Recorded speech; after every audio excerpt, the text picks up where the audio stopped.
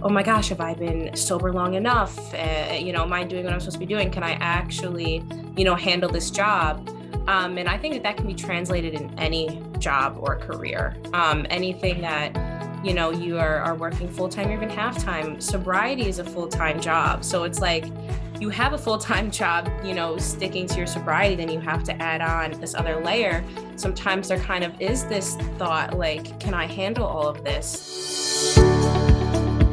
You're listening to the Recovered Life Show, the show that helps people in recovery live their best recovered lives. And here is your host, Damon Frank. Welcome back to the Recovered Life Show. I'm pleased to have on again to the show Gabri Augello, who is a recovering out loud social media influencer. How you doing, Gabri? I'm great. It's good to see you again. I am so thrilled that you're back on the show. I always love having you because you have such great energy, and we always have a lot of fun when we do the show together. And this topic is really cool because I've had a lot of people ask me about this. A lot of people in early recovery talk about getting their first job sober, right? And there's a lot of dread and feelings and, how's it going to be different? And is it really going to work out? And you just went through that. So Yes. I can't wait to have this discussion with you. Yeah. So, besides the whole sober part, I just got my first real adult job.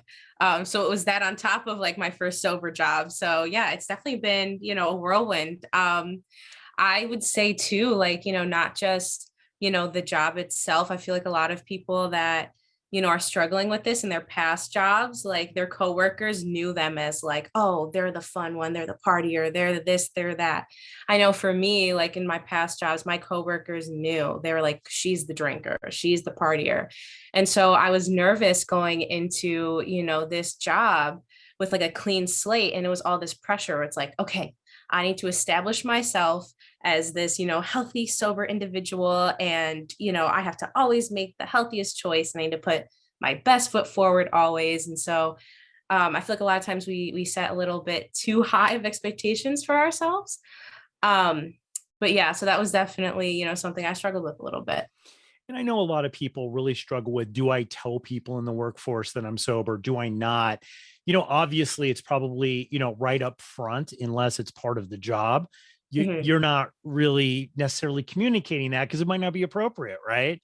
But did you kind of have a little bit of dread? Because I know people had dread. It's like, oh, am I going to be found out as the non-drinker? Yeah, I think in my situation, it's a little bit different because my job is in addiction services. And I kind of have the belief where I don't think that people get into addiction services by accident.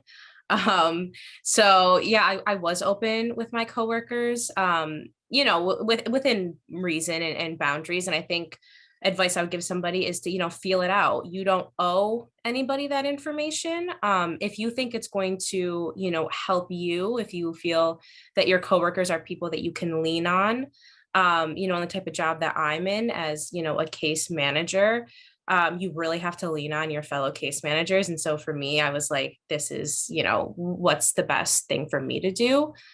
So yeah, I was really open and I was nervous for some reason at first. I'm like, I'm going to be the only sober one. And that was not the case. And so that was actually really oh, wow, there are other people that, are going along this journey with me. So that was definitely, very beneficial. So the anticipation of the feelings of what might happen and what people might think really was the thing that caused the most anxiety, it looks like. Yeah, absolutely. And also too, just the buildup of, the job itself. Like I said, in my job, I deal with clients that, are struggling with their own substance abuse. And so there is that imposter syndrome. It's like, oh my gosh, have I been sober long enough? Am I doing what I'm supposed to be doing? Can I actually, handle this job? And I think that can be translated in any job or career. Anything that, you are working full time or even half time. Sobriety is a full time job. So it's like you have a full time job, sticking to your sobriety, then you have to add on this other layer. Sometimes there kind of is this thought like, can I handle all of this? This is a lot of, a lot of effort. And so I think that really, I was so nervous about being able, to do that. And I found that honestly, working full time at my job, it wasn't sustainable. And me realizing that, like, I beat myself up, but now looking back, I'm like, that's okay. Like, that is absolutely okay. And I think that people, it's better to realize that about yourself. Like, I switched from full time to per diem, and I'm still doing my job. I'm still helping my clients, but I'm also giving myself time to, work my own program and work my own sobriety. And I think society has changed a lot. We were chatting about that earlier, Mhm. back when I got sober, you just were not, and they told you, like, if you were in a 12-step program, it's like, that's something that you don't really share with people up front. Right. Yeah. And people are so much more accepting. And I think they understand, how hard it is for people to get and stay sober. Right. And so people are much more excited and kind of applaud that. And I've found also, in the workforce and just by doing business, that sometimes people sometimes trust you more if you have sobriety, because you have that level of honesty. But I guess it's also what you just said is the boundary issue too. It's Mhm. like, don't you you really, did you find that you had to really kind of wade through and find out who you really felt comfortable sharing that information with?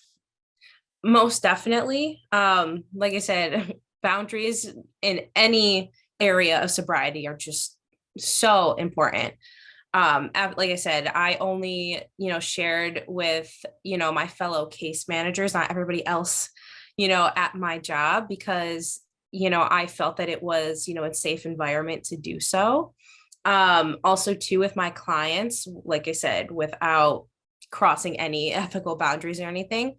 I did tell them that I am in my own, recovery journey. And so that was definitely something that was like, should I do that? Should I not do that? But in the end, kind of like you said, it's like, some of the clients were like, well, why am I going to listen to, you have no life experience and you don't know what it's like. So, I'm like, well, I don't know what it's like for you, but I do kind of have this lived experience. And so I think it does help you be able to connect to others. I said, not just in the field I'm in, but I think because you've had to look so introspectively within yourself, that you're more in tune with emotions in general. And I think it kind of helps you in the workplace for sure. And I think people that are listening to this probably, Googled it, or they found it, or they're a regular listener of the show, and they've either gone through this or they're about ready to go through it, right? That transition into the workplace. How is it different, being coming into a job, having having sobriety and doing the deal, and, having your program and everything, as opposed to when you went into jobs when you weren't doing that? How has the experience been different for you as a sober person? Yeah, I felt like now I have way more of like a clear head. I mean, obviously, I feel like this is like the first job that I've really actually been able to use all of my, talents and everything I learned in school and things like that to be able to fully fulfill my job. I feel like when, I was drinking, I was not performing, the way I should have been performing. It was my only thought always was, after work, how am I gonna, get this drink? Like, I was so tunnel visioned on that once, that was eliminated, I was like, wow, I actually am capable. Like, I actually can do this. And so it was a real, confidence booster when I did get to my job and I was seeing those victories. And, my focus really was on the job instead of, all these other factors. It really helped. I think when I'm just thinking back from what you're talking, like, a lot of people have expressed to me, and I know I had this thought in early sobriety, was, I'm never going to be able to go to the company Christmas party.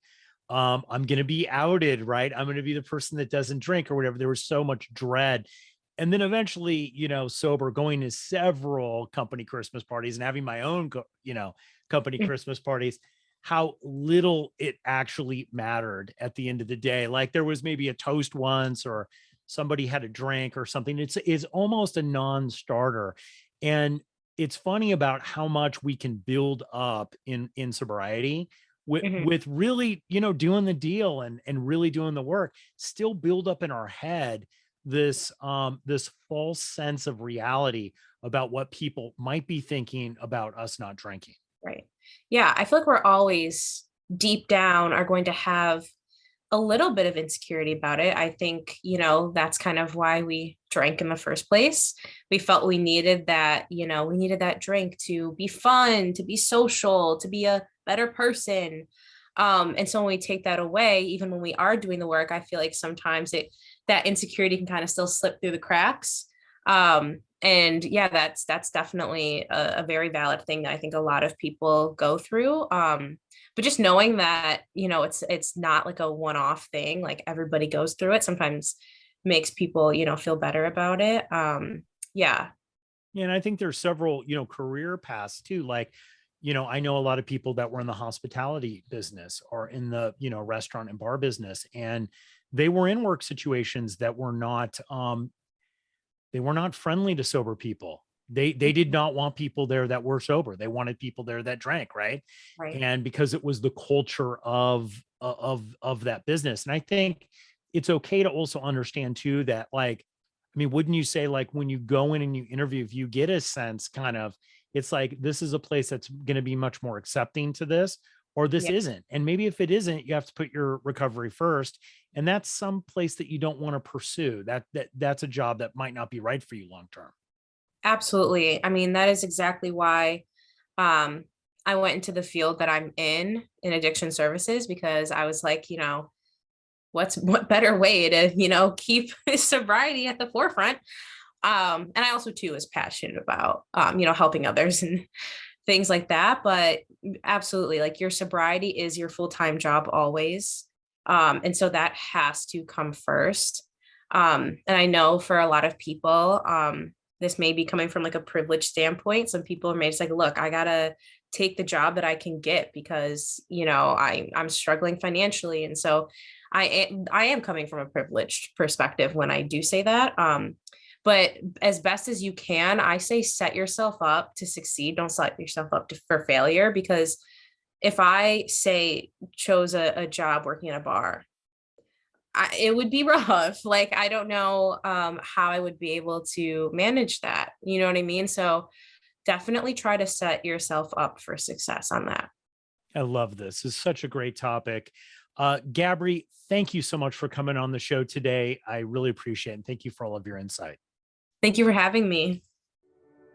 Keep the conversation going. Join Recovered Life, a community of like-minded people who are looking to live their best recovered lives. Membership is free, and you can apply at recoveredlife.us.